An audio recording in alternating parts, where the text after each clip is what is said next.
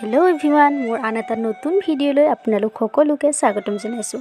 আজি মই আপোনালোকৰ কাৰণে লৈ আহিছোঁ গাহৰি মাংসৰ ৰেচিপি। যদি ভাল লাগে মোৰ চেনেলটো প্লিজ লাইক কৰিব, কমেণ্ট কৰিব, লগতে শ্বেয়াৰ কৰিবলৈ নাপাহৰিব।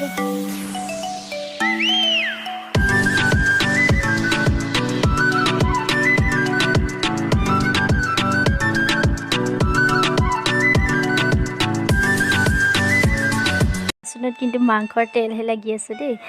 এয়া মই মাংস এভাগ লৈছোঁ এতিয়া বনাবৰ কাৰণে, আৰু তাৰ কাৰণে মই কাটি লৈছোঁ পিঁয়াজ দুটা, নহৰু, আদা আৰু আলু দুটা, আৰু মই তাৰ লগত আজি দিম নৰসিংহ। আপোনালোকে এতিয়া মই নহৰু, আদা আৰু পিঁয়াজ মিক্সিত মাৰি লৈছোঁ।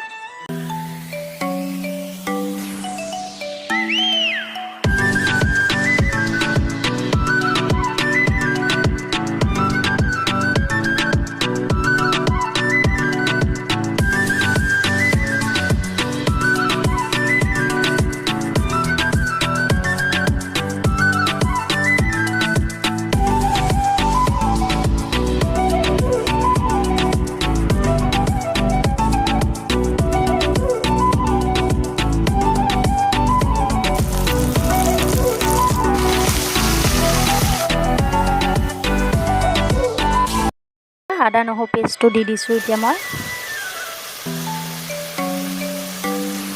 ৰেড চিলি পাউডাৰ দিছোঁ এচামুচ।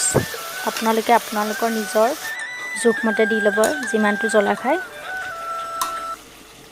হালধি পাউডাৰ এচামুচ দিছোঁ আৰু নিমখ এচামুচ দিছোঁ। আপোনালোকে আপোনালোকৰ নিজৰ জোখমতে দি ল'ব।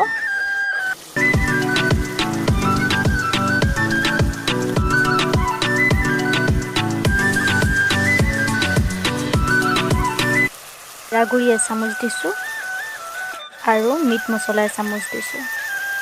আপোনালোকে আপোনালোকৰ নিজৰ জোখমতে দি ল'ব।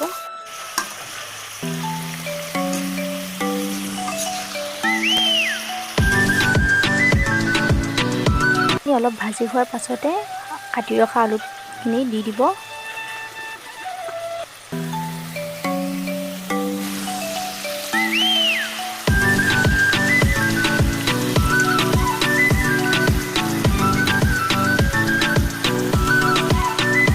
মাংসত দিবৰ কাৰণে মই এয়া পানী গৰম কৰি লৈছোঁ। গৰম পানী ব্যৱহাৰ কৰিব।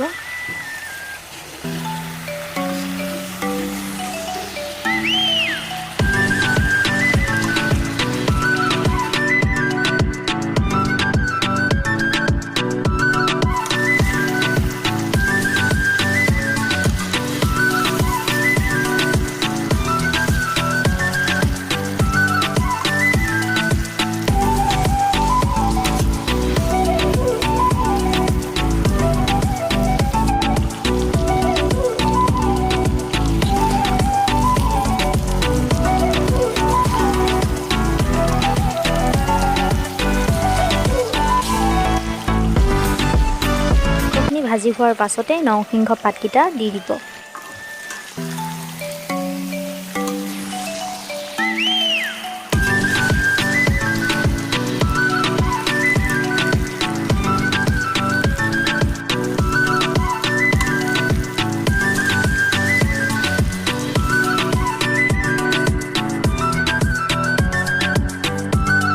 মাংসখিনি মোৰ ভাজি হৈ গৈছে। এতিয়া মই পানী দিব পাৰোঁ আৰু